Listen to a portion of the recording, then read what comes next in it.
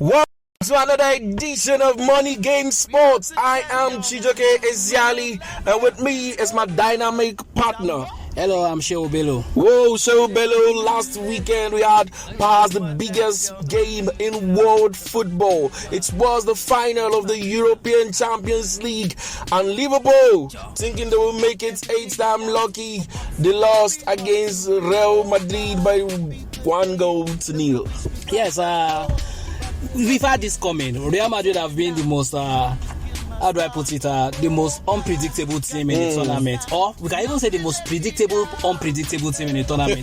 They are they have studied. What I mean, they are studied, they are rugged, they stay in the game, and they tire you out and they hit you big. If you look at that Real Madrid squad, in their midfield, they have Modric, Cruz, Casemiro. These guys will not run beyond anybody. Yeah. But the good thing they do is that they know how to keep the ball and pass forward when they need to pass forward. Their midfield is full of pensioners, generally. I think most of those guys don't have more than 2-3 years left in their boots. But you cannot put a price on an experience. That is basically. I think again, this is why some people say football is played 80% by the brain. Exactly. There was one particular video I saw about Pep Guardiola when he was still at Barcelona, and he was cursing. As in, he was angry at Alexis Sanchez. He substituted him and he made some very, very horrible remark, and he now said, football is 90 minutes. Use your brain 90 minutes. Whoa. So basically, of course, look at Bukayo Saka for instance now. He wasn't the fastest defender in the world. He wasn't the most physical football defender in the world. But he was one of the most intelligent footballers at Arsenal back then. He is very intelligent. So it is not really about who can dribble 10, 15 players, but somebody that can actually interpret space, that can interpret movements of the game, and that can intercept. Interception has actually taken the place of tackles these days. Yeah. And that is what the Real Madrid midfield have.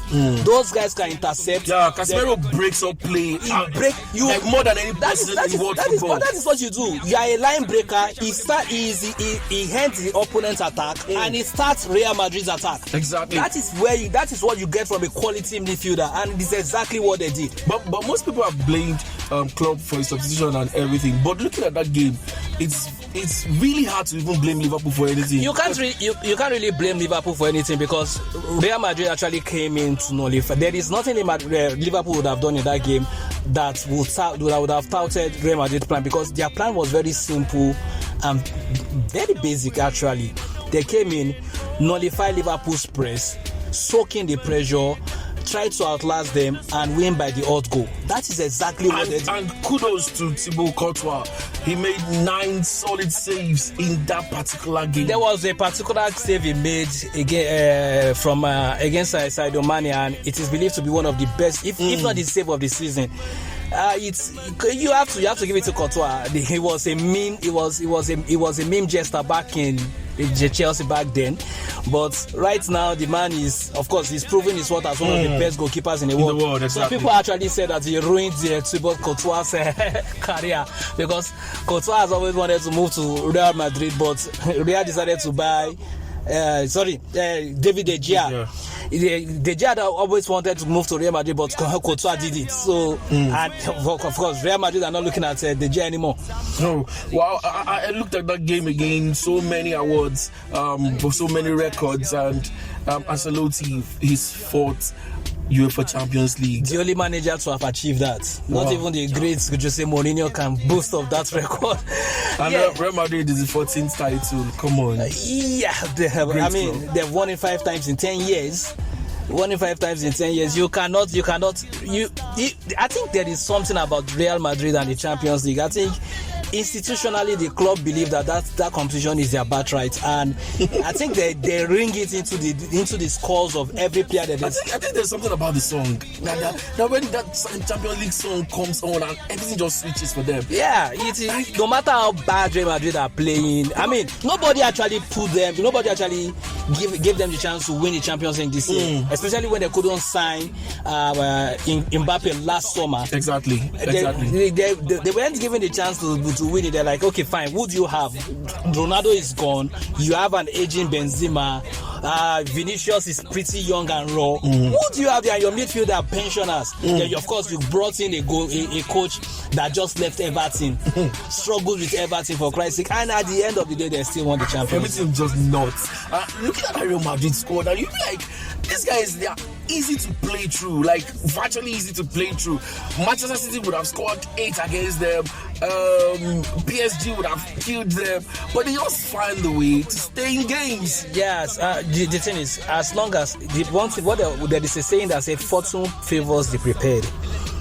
And of course, luck is preparation meets opportunity. Exactly. You can actually say they've been lucky, but they actually prepared to be lucky. Exactly. That's fact. That's very true. I agree with you totally. And it means a lot for young players like Vinicius and Rodrigo from Brazil. Yes. As it means so much to those lads. And what these portends for some of the players, like Hazard came up to say he will stay next season, and after 3 seasons of injuries is ready to show that I can do something for this club. Do you really believe in that? If I were Real Madrid and I have the chance to let Hazard go, let him go. I couldn't have signed a player for £100 million and he's now waiting after the You're so mean. Yes, now it's true. How can you sign a player 3 years ago and it is after the 3rd year you are now saying you want to start performing? You've not even started performing. You are promising to start performing next season. So mean. No, so, okay. Look at what about legends like Marcelo? He became the highest trophy winner for the player with the most trophies. Champions League. Most trophies in Real Madrid history. Real Madrid history, yes. He said he was going to leave the club at the end of this, after the Champions League, and kudos to him. He made the right move to the club, and at the end of the day, they said he went there as a boy and he left a legend. He left as a old man. All right, you're just being mean today. I love this energy. And Isco is set to leave. Perhaps Arsenal. No way. Isco is past his prime. I think he will get another club in Spain. Okay. What of Gareth Bale? He's leaving, but we're not sure where he's going to. Maybe we'll go and play golf in China. Oh, boy, he loves golf. He loves golf. A big one from Anfield. Sadio Mane, after the Champions League final, says he will leave Liverpool. It's about time. I think Sadio has given his all to Liverpool, and if the club should just let him leave, they should get a decent transfer fee for him and let him go and experience some other form of football elsewhere. Wow. Bayern my favorite. Yeah, Bayern my favorite, I think. Yeah. All right. Mohamed Salah says he will stay. Good news. Yeah, good news for Liverpool. They need to. Of course, it will be tragic if they lose both Mane and Salah the same season. Yes, Mane. So Salah could still leave next season, but at least he should be there to blood in the new set of players. All right. A very good one. The Champions League gave us all the goosebumps we needed. The game was first class from the blast of the whistle to the final whistle. The start of the match was postponed delayed for 30 minutes because of crisis outside, but all was sorted out. You enjoyed it, we enjoyed it, and we hope next season's Champions League will see a team maybe like Manchester City finally winning it. Yeah, well, I think it is inevitable that Manchester City would win the especially with Haaland. I'm not even saying with Haaland. Look, the thing is with the investment they've put into it, with the continuous refreshing of the team, of course, with the fact that Pep Guardiola will still be there till at least 2026. At some point, they will win the Champions League. It can't remain a stick that they beat Pep Guardiola with all the time. All right, we'll come to the local scene, and the Super Eagles are in the news. I don't know why people laughing about this one, but the new manager of the I know you hate this guy so much, but just allow me get through with this first. Jose Pacero lost his debut game with the Super Eagles 2-1 to Mexico. Yeah, well, he said it was a good result. So, well, I wouldn't really look at them. I can't really say much about them because I didn't get to watch it. It was very late at night in Nigeria. I didn't get to watch it, so I can't really say, because of course it's a friendly, and a friendly you have to look beyond the result. Exactly. And of course I can't really analyze because I didn't see the match. So if the Eagles actually played better than they did under Ron Eguavoen, I can't say right now. Well, it's 2-1, and it was unfortunate because it was supposed to end 1-1, and it was Mexico got their winning goal through Ekong, an own goal. So let's say we can say maybe it was a good match. Okay, and Dessa's positive one. He got his first goal finally for Super Eagles. Yeah, he has been overlooked by both Roy and Eguavon, and finally he showed that he's supposed to be in the Super Eagles setup. Yeah. And of course, he got his first goal, a powerful header. Yeah, a powerful header. So it's good one. The Super Eagles hope they will continue growing from here, and we'll get to have our Super Eagles back. Straight we'll go to the transfer scenes, and it just happened, it just broke that Ivan Perisic is going to Tottenham Hotspur. It's been confirmed by the players, been confirmed by the club. A good signing for Conte. Yeah, it is. It's a good signing for Conte, but it is not a developmental signing. It's a signing that you make just to get immediate results. It's not a signing for the future. Are you saying it because of his age or quality? Yeah, it is actually his age. Okay. It's actually his age. Perisic can still give Tottenham maximum 2 years. Yeah, because he's a very good player. He's a good footballer. And of course, it will help if Conte stay beyond another year or two. Because he said he's buying players to fit into his system, and when he leaves, it is very difficult to readjust that system to a back four and some other. So it is only going to be worthwhile if Conte remains for more than 2 years. As manager. All right, up to other transfer news. Paul Torres and Timber from Ajax are being linked currently to Manchester United, and we have people like Lukaku also looking at going back to Inter Milan. The man is a joker. The man is a joker because, of course, a club signed you for. For like how much? I mean, £90 million. £90 million, about 100 million euros. That is about the amount that Russia bought Alaska. Sorry, America bought Alaska from Russia. Good. So you're so mean today. Yes. Can we just focus on football? Yeah, we'll focus on football. And at the end of the day, you because things are not going your way, you decided to pick up your bag and you sack your agent. You brought in a lawyer and you started looking for ways back door. The last I heard was that they are saying maybe they will propose a £15 million loan fee to Chelsea with the option to buy for £50 million at the end of the season. That's not a good business deal. It's still not a good. Chelsea will still be at a loss. The only thing you will say is maybe AC Milan will pick up the entire Lukaku wages, and it means that AC Milan cannot pay what Lukaku is earning at Chelsea. Inter Milan cannot pay what Lukaku is earning at Chelsea at the moment, meaning that he has to get a pay cut. So it is a really, really messy situation, as it were. Wow. We have other transfer G's that will update you as it comes in.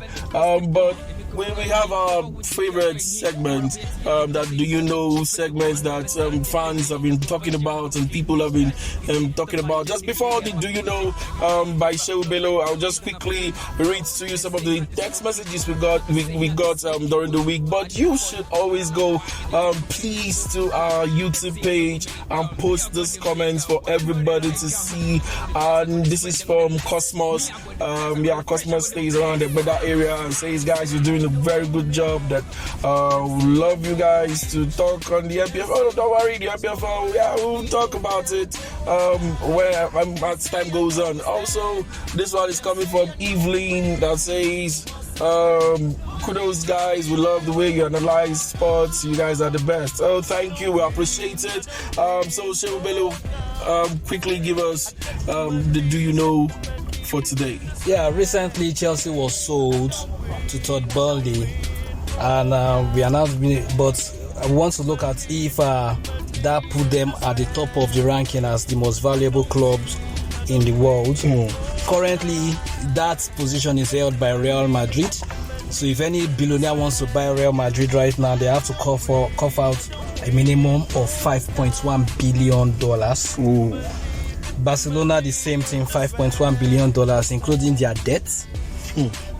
Manchester United is worth $4.6 billion, so the Glazers will go to the bank smiling with that. Even without Champions League football.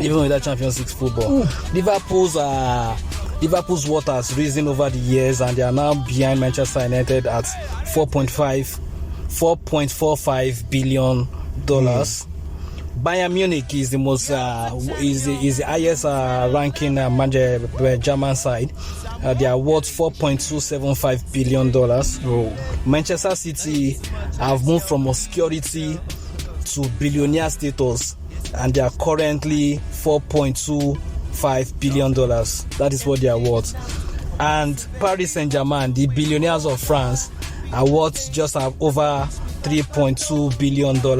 While Chelsea, despite their recent sale, are worth, of course, Abramovich bought them for $100 million, but today they are worth $3.1 billion. Good one. So these are the values of the top 10. Top 10 clubs in the world as it stands. I wonder when the Nigerian club would get to this level. Please don't laugh at the NPFL, please. What we should look at is, I wonder when the NPFL as a whole will reach that level. I mean, we will cross the $1 billion worth. Jeez. So not the Nigerian club. I did just disrespect the NPFL right now. No, I'm only stating the facts. All right. This takes us down to our Start Gist segment, and we're not going away from Chelsea. We're still looking at Chelsea. What does the coming of the new owners portend for Chelsea Football Club? Would they live up to the legacies of Roman Abramovich? He brought success to the club. He won Champions League leagues and even the Europa Cup, and brought big signings for the football club. Would the new owners do half of what Roman has done for Chelsea? Well, one of the first things the new owner said when they took over was that the age of Chelsea hiring and firing is gone, that they are not going to be sacking at will like this. That's bold. Yeah, that's bold. So they are looking at keeping their current Thomas Tuchel for a while longer than Chelsea managers normally stay. Interesting. So that's basically that, and they are also looking at, of course they've promised to invest in the squad, they've promised to remain competitive. Of course, Todd Bowley have a track record of actually managing successful teams, even in the United States, right? And I believe they are going to do that. But there is also this saying that these guys are only going to fatten up Chelsea to be sold at a profit in the near future. But Roman put a clause in the sales that they can't take away money from Chelsea for the next 10 years. Yeah. They did not say, of course, you may not take away money from the club for the next 10 years. That doesn't mean that you cannot sell it within the next 5. Interesting. So, did you guys hear? That was a punchline. Did you please repeat it? You cannot take away money from the club within the next 10 years, but that doesn't mean you cannot sell it within the next 5. Whoa, that mind-blowing stuff from Shehu Bello. So they can still sell it for a profit. I mean, what they just have to do is let Chelsea continue, of course, become successful and everything. And hey, wait for the next billionaire to come over and say, okay, I want to buy this club, and hey, who knows, maybe some Qatari or maybe some Omani billionaire, some oil-rich Middle East country will just come over and say, okay, fine, let me invest in football. And hey, they bought it for over 3 billion. They could as well sell it for over 6 billion and still go to the back smiling. So football, what people what they are now looking at now is that fine. Even if you are saying that they cannot take money out of the club for the next 10 years, it is basically just stating the obvious, because people really don't make profit from football clubs. People don't really. They are more or less like a means. It's like you buy gold, you store the value, it increases in value, then you now sell. That is how football clubs are.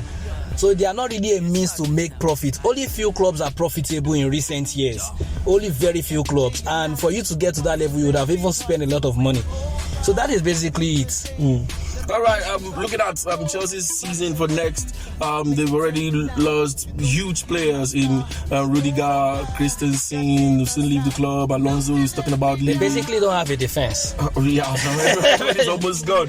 So, what are you looking at recruitment and performance for next season? I think the quality. I think it is now time for the new owners to put their money where their mouth is. Of course, they said they were going to invest in the team. Now, investing in the defense, buying quality defenders will actually either make or mar the team. So that is where the first steps will come in. how they manage the next transfer season. Of course, the lady that handled their transfer, Maria, I always find it difficult to call her name. We all know she's Maria. So Maria, of course, her future is not yet decided. We don't know if she's going to still remain. She's still going to remain in charge of football, transfer matters. We don't know whether Peter Cech will still remain in charge of football matters at Chelsea. So they still have a lot of backroom issues to resolve. There are still a lot of things to look at. So it is still a lot. It is still a big. They still have a lot of work to do at Chelsea as it were currently. Whoa. You've heard it, guys. Please go to our YouTube channel, Money Game Sports, and comment, follow us, and Shewbelo would always tell us what to do. Yeah, please subscribe and enable notifications so you can get it whenever we release new episodes. Yeah. So thank you, Aridivachi.